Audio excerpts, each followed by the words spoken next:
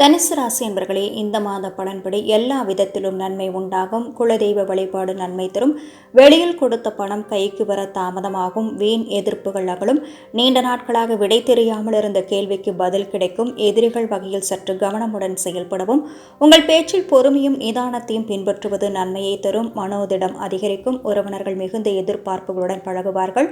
குடும்ப வருமானம் போதுமானதாக இருக்கும். தேவையற்ற செலவுகள் ஏற்படாமல் பார்த்துக் கொள்ளவும். கணவன் மனைவியிடையே மகிழ்ச்சி நீடிக்கும். குடும்பத்தில் இருப்பவருடன் வாக்குவாதத்தை தவிர்ப்பது நல்லது. உத்தியோகத்தில் அலைச்சல் இருக்கும். தொழில் வியாபாரத்தில் புது முதலீட்டை தவிர்க்கவும். மூலம் நட்சத்திரத்தில் பிறந்தவர்களுக்கு நாண மோட்சக்காரகரான கேது, நாணக்காரகரான குருவின் அம்சத்தில் பிறந்த உங்களுக்கு பிறக்கும் இந்த மாதம் எப்படி இருக்கப் போகிறது? உங்கள் ராசிநாதனின் பார்வைகள் 10, 12 2ஆம் இடங்களுக்கு உண்டாவதால் தொழிலில் முன்னேற்றம் ஏற்படும். வியாபாரத்தில் ஏற்பட்ட தடைகள் விலகும். உத்தியோகத்தில் இருந்த பிரச்சனைகள் முடிவிற்கு வரும். எதிர்பார்த்த இடமாற்றம் கிடைக்கும். சிலருக்கு புதிய பொறுப்பு வந்து சேரும். வீடு இடம் வாங்குவதற்காக செலவு ஏற்படும். குடும்பத்தில் சுப நிகழ்ச்சி நடந்தேறும். வரவு அதிகரிக்கும். கடந்த காலத்தில் ஏற்பட்ட நெருக்கடிகள் விலகும். மாதத்தின் பிற்பகுதியில் செவ்வாய் 6ஆம் இடத்தில் சஞ்சரிக்க இருப்பதால் நீண்ட நாள் பிரச்சனைகள் முடிவிற்கு வரும். வழக்கு விவகாரம் சாதகமாகும். உடலை வாட்டும் நோய்கள் விலகும். நம்பிக்கையோடு செயல்பட்டு நினைத்ததை சாதிப்பீர்கள். 3ஆம் இடத்தில் சஞ்சரிக்கும் சனி வக்ரமடைவதால் இதுவரை அவர் வழங்கிய நட்பலன்களை இனி அவரால் வழங்க முடியாமல் போகலாம். முயற்சிகளில் கூடுதல் கவனம் செலுத்துவது நல்லது. மனதை அலைப்பாய விடாமல் எதிர்காலத்தை நினைத்து செயல்படுவதால் சங்கடங்கள் விலகும். போராட நட்சத்திரத்தில் பிறந்தவர்களுக்கு அதிர்ஷ்டக்காரகரான சுக்கிரன், தனக்காரகரான குரு அம்சத்தில் பிறந்தவங்களுக்கு பிறக்கும் இந்த மாதம் மிகவும் இனிய மாதமாக அமையும். சுகஸ்தானத்தில் ராகு, 7ஆம் இடத்தில் சுக்கிரன் என்ற நிலையில் மனதில் தடுமாற்றம் தோன்றும். சிலருக்கு காதல் அரும்பும் என்பதால் எதிர்ப்பாலினத்தருடன் எச்சரிக்கையாக இருப்பது நல்லது. குருவின் பார்வை குடும்ப நிலையை பாதுகாக்கும். எதிர்பார்த்த பணவரவை வழங்கும்.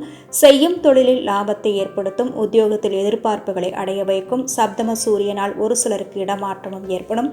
எந்த ஒன்றிலும் குழப்பத்திற்கு ஆளாகாமல் செயல்பட்டால் நினைத்தபடி நடந்தேறும். சனி வக்கரமடைவதால் இதுவரையில் எளிதாக நிறைவேற வந்த முயற்சிகளில் தடை தாமதம் ஏற்படும். மாதத்தின் பிற்பகுதியில் உங்கள் பூர்வ புண்ணிய அதிபதி 6இல் சஞ்சரிப்பதால் நன்மை அதிகரிக்கும். நீண்ட நாள் பிரச்சனைகள் முடிவிற்கு வரும். உடல்நிலை மனநிலை சீராகும். வழக்குகள் சாதகமாகும். வியாபாரம் தொழில் விருத்தியாகும். உத்திராடம் 1ஆம் பாதத்தில் பிறந்தவர்களுக்கு ஆத்மகாரகரான சூரியன், புத்திரக்காரகரான குரு அம்சத்தில் பிறந்த உங்களுக்கு பிறக்கும் இந்த மாதம் திட்டமிட்டு செயல்பட வேண்டிய மாதம். உங்கள் ராசிநாதன் 6இல் சஞ்சரிப்பதுடன் 3இல் சஞ்சரித்து உங்கள் முயற்சிகளை எல்லாம் வெற்றியாக்கி வரும். சனி வக்ரமடைவதால் உங்கள் முயற்சிகளில் கூடுதல் கவனம் செலுத்த வேண்டியிருக்கும். இதுவரை எளிதாக நடந்த வேலைகள் எல்லாம் இனி உங்கள் முயற்சிக்கேற்ப நடந்தேறும். குருவின் பார்வை ஜீவனஸ்தானத்திற்கு பதிவதால் தொழில் வியாபாரத்தில் முன்னேற்றம் ஏற்படும். வருமானம் அதிகரிக்கும். விரயஸ்தானத்தை பார்ப்பதால் எதிர்பாராத செலவு ஏற்படும். சிலர் புதிய சொத்து வாகனம் வாங்குவார்கள்.